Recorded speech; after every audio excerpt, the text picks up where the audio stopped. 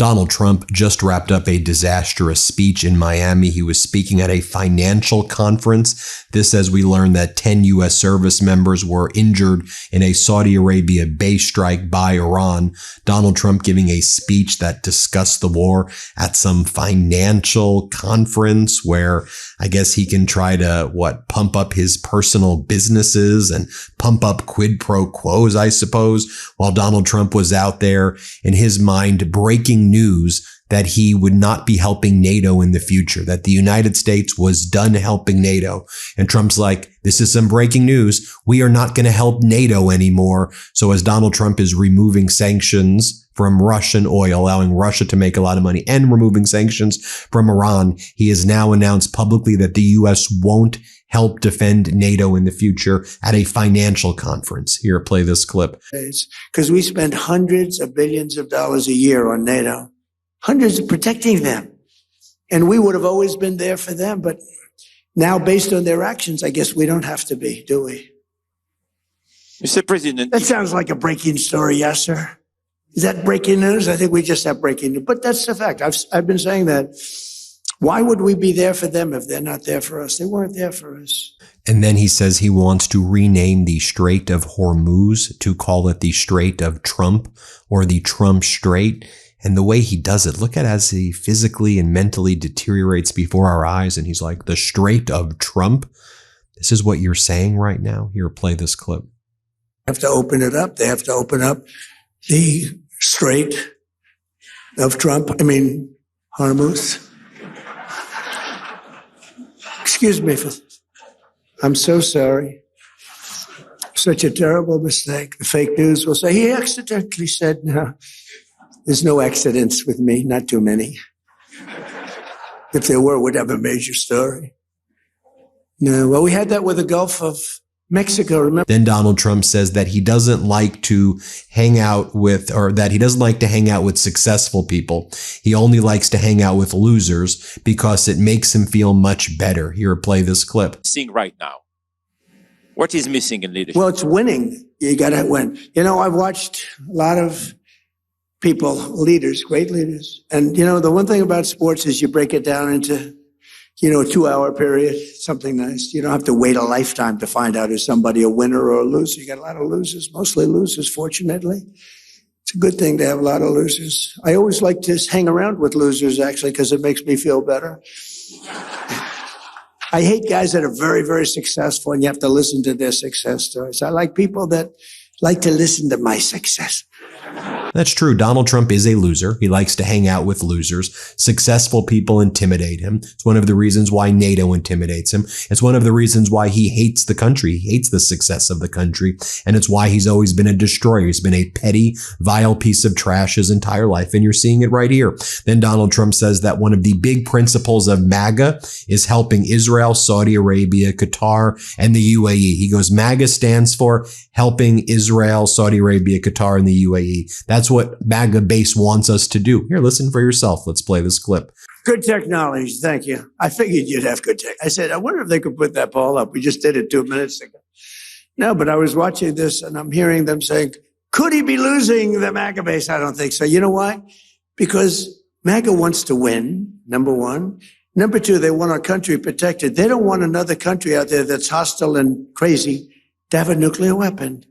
And number three, they like us protecting certain allies, whether it's Israel or Saudi Arabia or Qatar or UAE, any of them. They want that. Then Donald Trump said while his first term during COVID was great, right now he says it's even better. We've never been hotter. And we've done regime change in Iran, he says, right? Regime change. Here, play this clip. I said, really? I never did this before.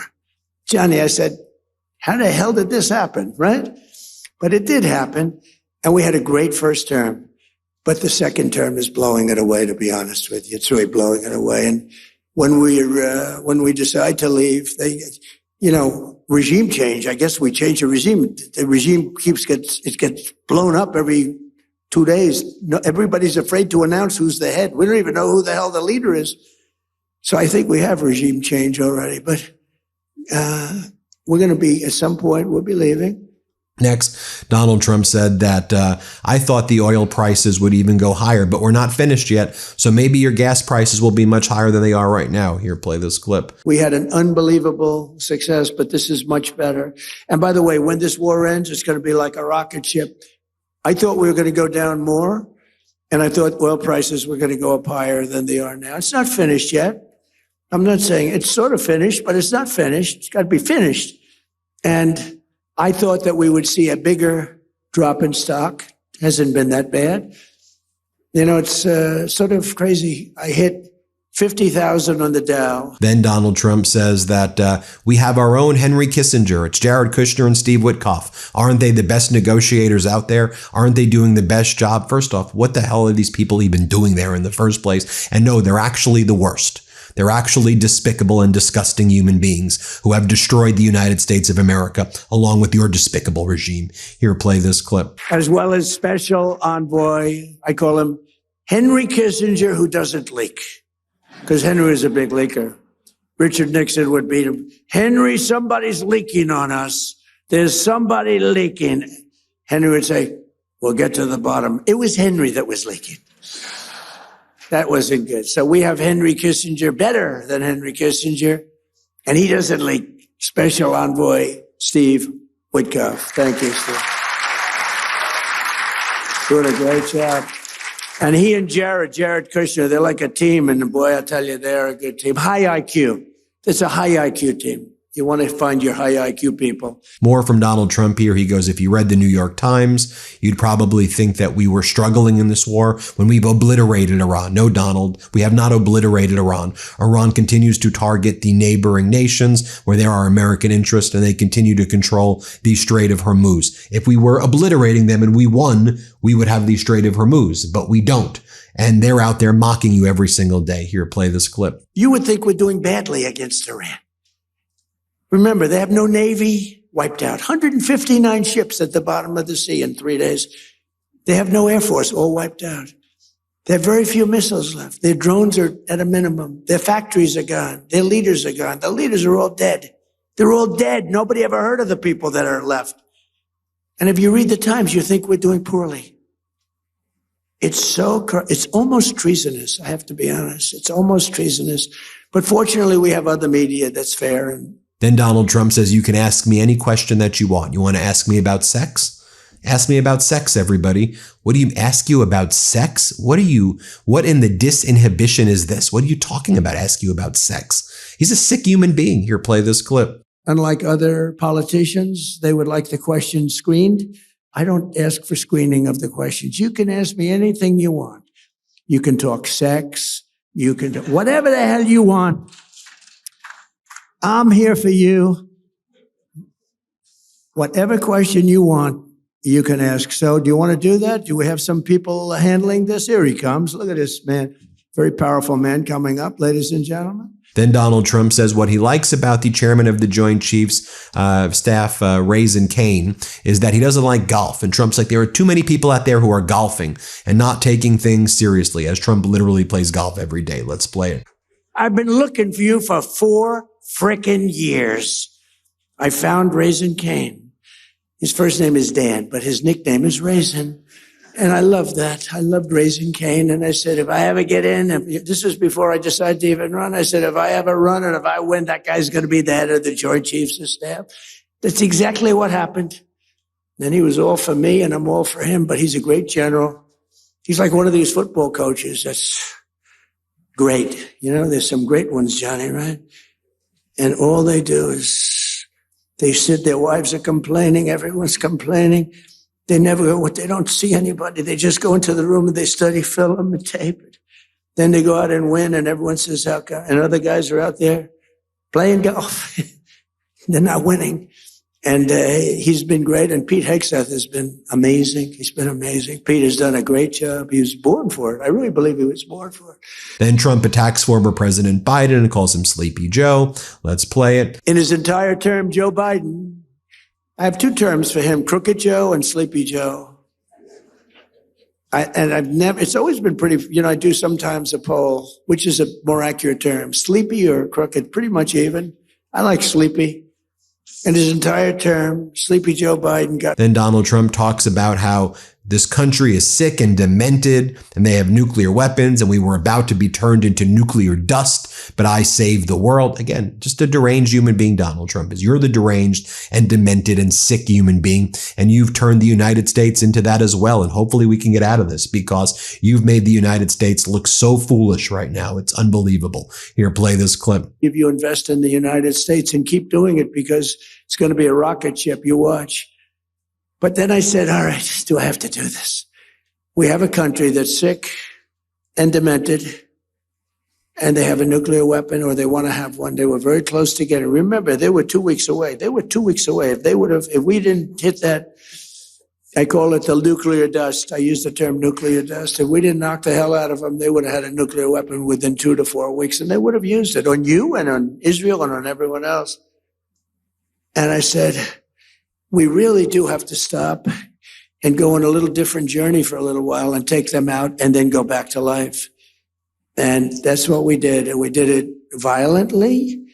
We did it powerfully. We did it with the respect of the world.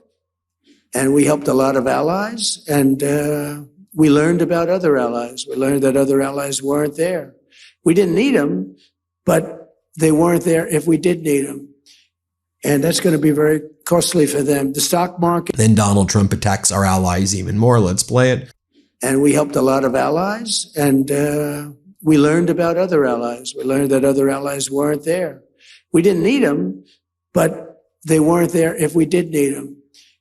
And that's going to be very costly for them. The stock market has said 50. Trump says, keep investing in the U.S. because we're a rocket ship, everybody. Let's play this clip. A year. Both of them. We broke every record, every stock record we broke. And you're big beneficiaries because so many of you invest in the United States and keep doing it because it's going to be a rocket ship. You watch. But then I said, all right, do I have to do this? We have a country that's sick. Then he keeps saying, Muhammad, Muhammad, Muhammad, two Muhammads. Let's play it. They turned against him and really became very powerfully aligned. And they were with us, but they weren't with us very obliquely. They were with us. But I think that I have to acknowledge for their bravery because they were being hit pretty hard. All three of them, they were being hit pretty hard. The Emir, Mohammed, you had two Mohammeds and a Tamim, and they're friends of mine. And also I have to... Then Donald Trump says, I want to thank my friend, the Crown Prince Mohammed. He's a warrior, and I think that he's not afraid of the countries that he should be afraid of. What are you even talking about? Let's play this clip. But in particular, I want to thank my friend, the Crown Prince Mohammed, who is a fantastic man and a great friend of mine and a friend of all of yours, I think.